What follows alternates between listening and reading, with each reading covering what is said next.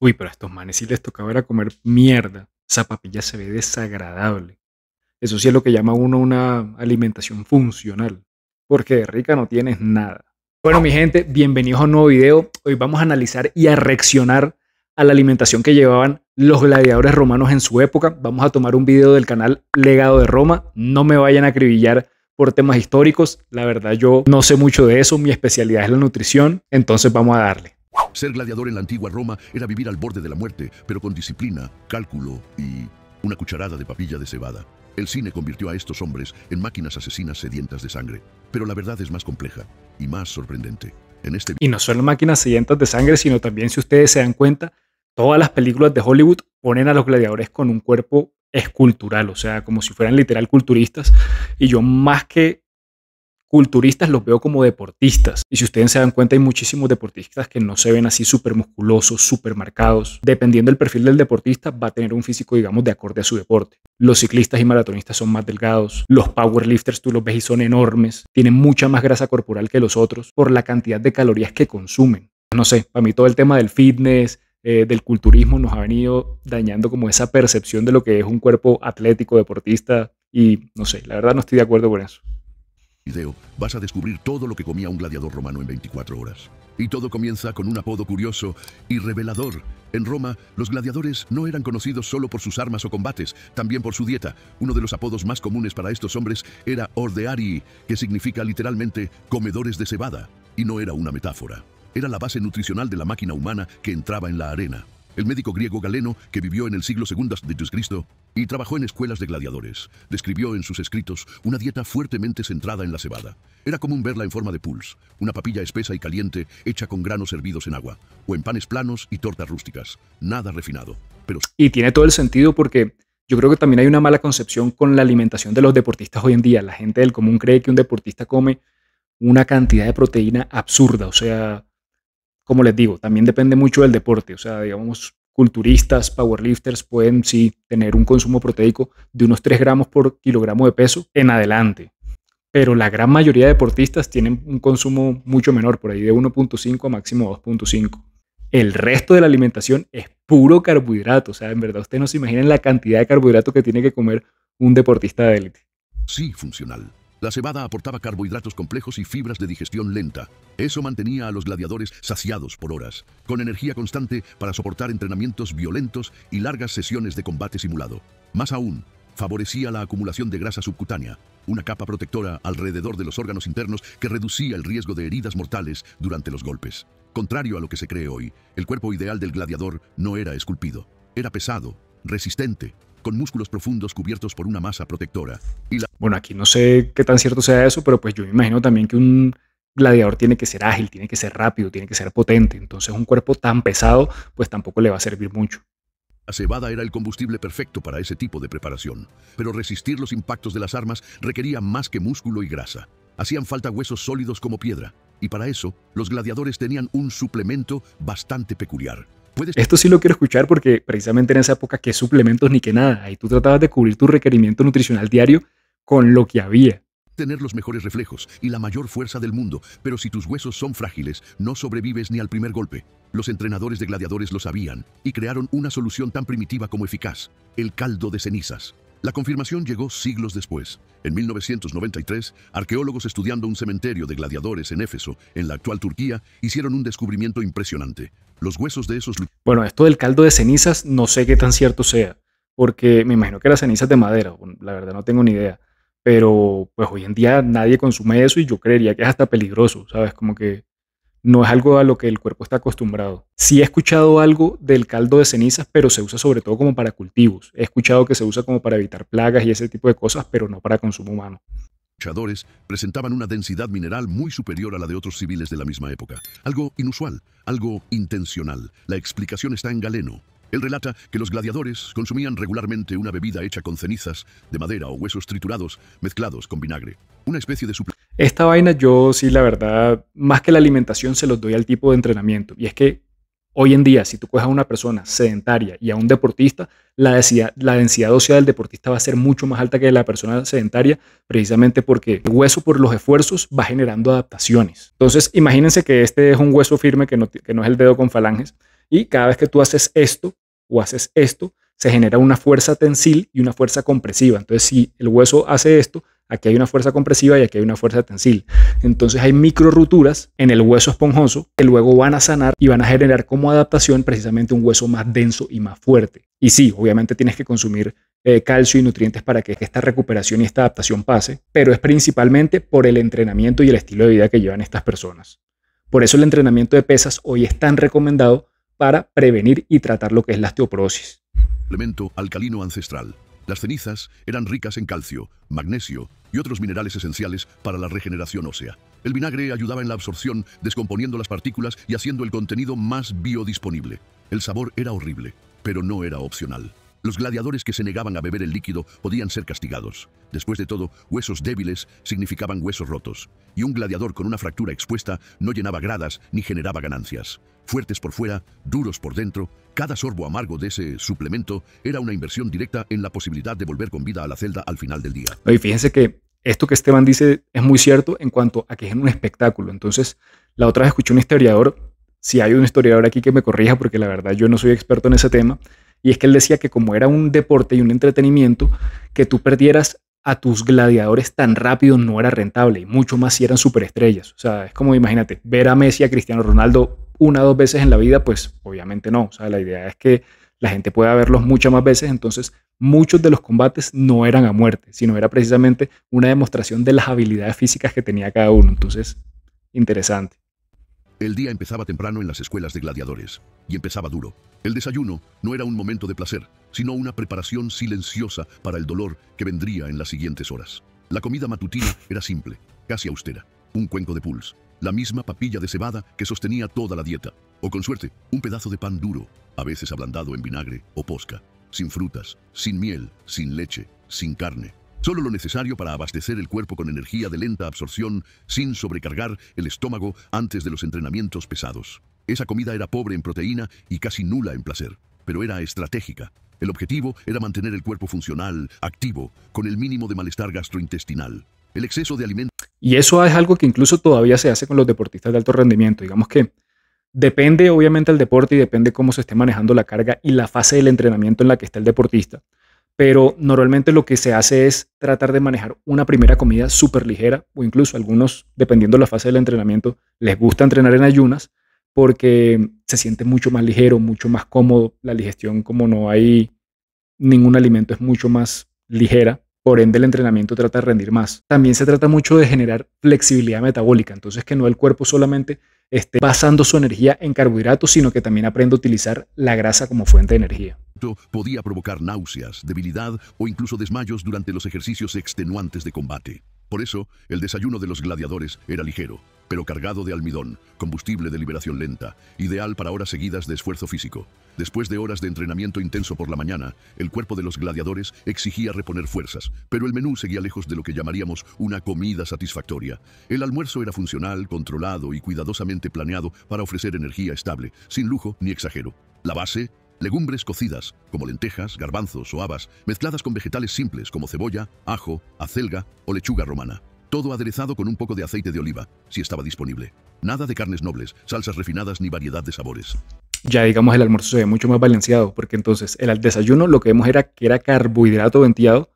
También la cebada digamos que es fuente de fibra y como lo mencionaron ahí, eran carbohidratos complejos, entonces que digamos que tenían una liberación energética un poco más lenta y distribuida durante el día. Ya este almuerzo sí tiene grasa, tiene proteína, tiene carbohidratos, tiene verduras que son súper importantes. Pero cada ingrediente tenía una lógica. Las legumbres eran ricas en proteína vegetal, hierro, potasio y fibra. Nutrientes que sostenían la musculatura, ayudaban en la recuperación y ofrecían saciedad sin provocar somnolencia. Los vegetales aportaban minerales y facilitaban la digestión. Y el aceite proporcionaba grasa saludable y calorías extra, esenciales para aguantar el desgaste físico de la tarde. La ausencia de carne no era un descuido, sino algo intencional. La carne era carne. Fíjense que precisamente eso me parece muy interesante y siento que está bien distribuido. Que el desayuno era algo más ligero, el almuerzo un poco más denso.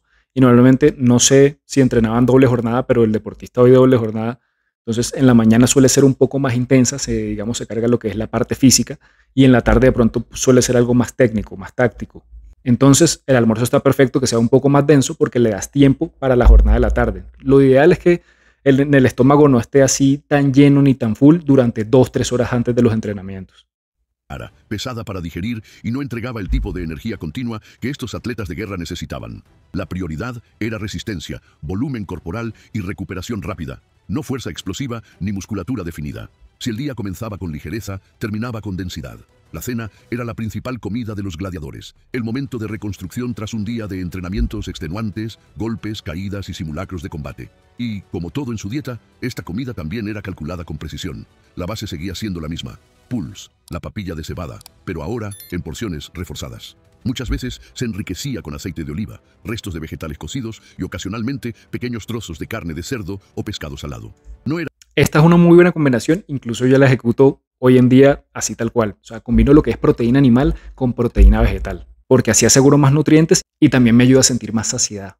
un banquete, pero sí una comida densa, calórica, pensada para abastecer el cuerpo durante toda la noche. La inclusión de carne en este momento tenía un motivo claro.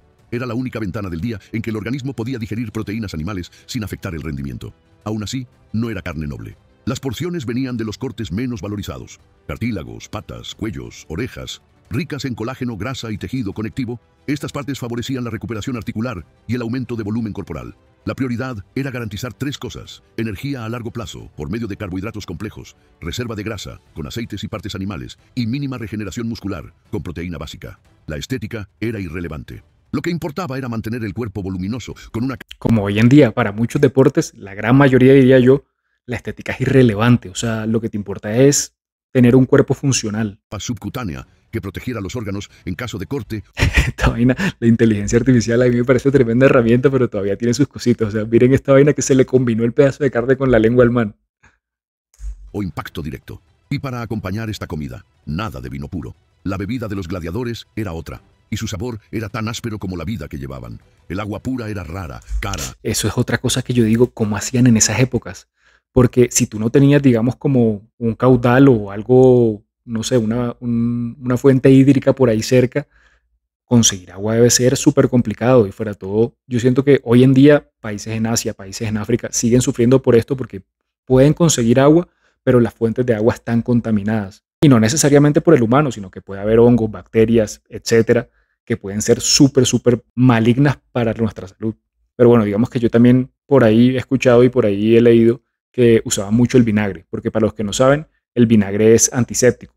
Entonces ayuda a eliminar muchísimos microbios que te pueden hacer daño. Y muchas veces contaminada. Para los gladiadores, la hidratación venía en otra forma: amarga, ácida y casi siempre obligatoria. Su nombre era posca. Esta bebida era una mezcla de agua, vinagre de vino y, ocasionalmente, hierbas aromáticas o una pequeña dosis de miel. Rústico, sí, pero también funcional. El vinagre actuaba como antiséptico natural, neutralizando bacterias comunes en el agua almacenada durante largos periodos, y su acidez ayudaba en la digestión de alimentos pesados, como las legumbres fermentadas y los granos densos de cebada. La posca no era para complacer el paladar. Su sabor fuerte, casi repulsivo, tenía un efecto secundario bienvenido: evitaba el consumo excesivo. Mantenía a los gladiadores hidratados, pero sobrios y disciplinados. Era común que se sirviera en todas las comidas, e incluso durante los descansos de los entrenamientos, como una forma de rehidratación segura y económica. Y vean, o sea, prácticas ancestrales que dejamos de hacer, hoy en día se están empezando a retomar porque nos hemos dado cuenta que efectivamente son beneficiosas. Entonces, digamos, ahora para el consumo de las comidas, ahora se está recomendando también lo que es el vinagre de manzana, porque precisamente también como el vinagre tiene un alto contenido de ácido acético, y este ácido ayuda a controlar el pH estomacal, que de por sí es un órgano ácido. Uno tiende a digerir mejor las comidas cuando se consume con este vinagre, ya sea blanco o de manzana. Mientras los ciudadanos ricos de Roma brindaban con vinos dulces diluidos en agua limpia, los gladiadores bebían posca, porque no tenían opción. Y porque, en su mundo, hasta el líquido que mantenía la vida servía también para reforzar la jerarquía, la resistencia y el autocontrol. Pero entre papillas, caldos y vinagres queda una pregunta inevitable: ¿y la carne? ¿Acaso estos guerreros comían como carnívoros? La respuesta puede sorprenderte. Cuando pensamos en gladiadores, imaginamos cuerpos enormes, musculosos, alimentados con montañas de carne. Pero esa imagen es moderna. La realidad de la antigua Roma era muy distinta.